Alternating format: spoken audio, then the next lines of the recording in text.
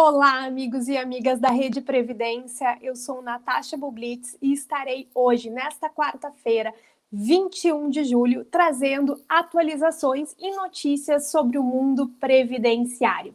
Hoje eu quero trazer algumas notícias para vocês. A primeira notícia que eu vou trazer é quanto a uma ação judicial movida pelos peritos questionando a concessão do auxílio-doença via atestado. Essa ação está tramitando no STF. Também quero trazer para vocês, entre as notícias, uma decisão judicial que determina que o INSS pague o salário às gestantes afastadas. Ainda vou trazer uma notícia referente à Argentina. A Argentina ela passou a considerar o cuidado materno como trabalho, garantindo o direito à aposentadoria de 155 mil mulheres. Ainda que não esteja relacionado ao Brasil, essa é uma notícia muito importante e interessante na seara previdenciária, pois ela supre uma lacuna que nós temos hoje de acesso à previdência social para as mulheres. Seguindo, falaremos um pouquinho de um plano de previdência privada que tiveram um resgate histórico e bilionário no último ano. E, por fim, trarei um pouco uma atualização sobre como anda a instituição dos planos de previdência complementar para os estados e municípios. Lembrando que a reforma da Previdência determinou um prazo de 2 anos para que os estados e municípios instituíssem planos de previdência complementar. Então falaremos ao final de como que anda agora, em julho de 2021, essas instituições. Então, antes de começar com as notícias, eu quero agradecer a todos que estão inscritos no canal e acompanham com frequência o Rede Previdência, né, as notícias em 10 minutos. Também para aqueles que estão acompanhando e ainda não estão inscritos, se inscreva no canal para que não perca nenhuma atualização previdenciária importante. Faça sua inscrição, compartilhe, dê um like, comente as suas dúvidas aqui embaixo, na parte de perguntas que após serão respondidas. Então, vamos seguir com as notícias. A Associação de Peritos questionou a concessão do auxílio-doença do INSS via atestado. A associação ela entrou com essa ação no STF questionando um dispositivo da Lei 14.131 de 2021, que autoriza até 31 de dezembro de 2021 que o INSS conceda os benefícios de incapacidade temporária, o antigo auxílio-acidente, mediante apresentação de atestado médico e documentos complementares que comprovem a doença. A entidade defende a suspensão das perícias médicas por análise documental. E qual que é o fundamento dessa ação, né? A ação é fundamentada que o artigo 6º foi inserido por emenda parlamentar durante o processo legislativo de conversão da medida provisória em lei. Para a associação, essa matéria é completamente estranha ao teor original da medida provisória que autorizava o aumento de margem de consignado até o fim do ano em decorrência da pandemia. Assim, segundo a associação, o STF ele tem um entendimento consolidado no sentido de impossibilidade de inserção de emendas parlamentares que não apresentem pertinência temática com o teor primário da medida provisória e que ocasionem um aumento das despesas originalmente previstas pelo Poder Executivo, né? Ainda não há nenhuma previsão de análise desta ação na Corte, né? Então, vamos aguardar esse julgamento que impacta em muito o benefício de auxílio incapacidade, né, o antigo auxílio à doença, em que vem sendo concedido com base nos atestados médicos e documentos, sem a necessidade de perícia médica. Ainda trago a notícia quanto a um julgamento de uma ação judicial que determinou que o INSS pague o salário às gestantes afastadas. Durante o ano de 2021, empresas tiveram autorização para realizar a suspensão de contratos de trabalho, redução de jornada e salário. Isso, essa flexibilização das leis trabalhistas, era uma forma de ajudar no enfrentamento do período de pandemia. Contudo, a recente Lei 14.151 de 2021 determinou que as grávidas fossem afastadas do trabalho presencial sem qualquer desconto salarial durante a pandemia do Covid-19. Uma empresa conseguiu uma sentença favorável para determinar que o INSS arque com os custos do pagamento de um salário maternidade às enfermeiras grávidas que necessitem se afastar do mercado de trabalho, né?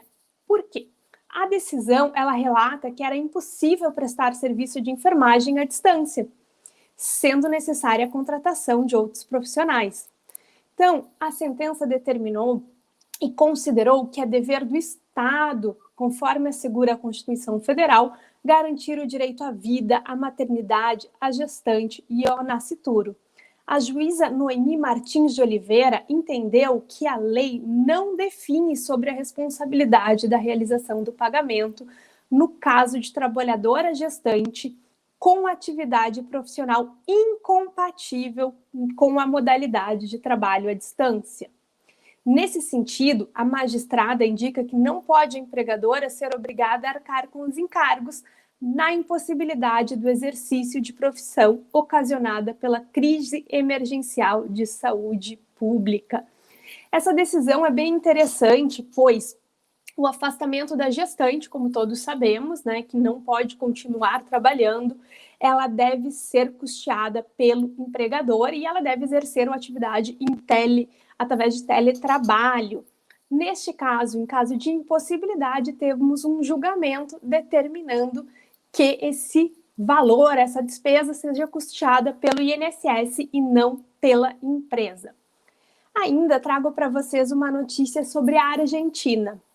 A Administração Nacional de Seguridade Social da Argentina, que é o órgão responsável por assegurar que a população se beneficie de políticas públicas, apresentou oficialmente o Programa Integral de Reconhecimento de Tempo de Serviço por Tarefas Assistenciais, que permite a aposentadoria de 155 mil mulheres que saíram do mercado de trabalho para se dedicarem aos cuidados dos filhos. Neste programa vão ser enquadradas mulheres com 60 anos de idade ou mais, que não completaram 30 anos de atuação no mercado de trabalho necessários para se aposentar. Vai ser reconhecido os períodos de aportes por tarefas de cuidado. 1 ano de aporte por cada filho, como regra geral, 2 anos por filho em caso de adoção de criança ou adolescente menor de idade, 2 anos se tratar de um filho por deficiência, 3 anos caso tenha recebido um benefício por 12 meses. E então a gente vê um grande avanço no reconhecimento dos direitos sociais na Argentina.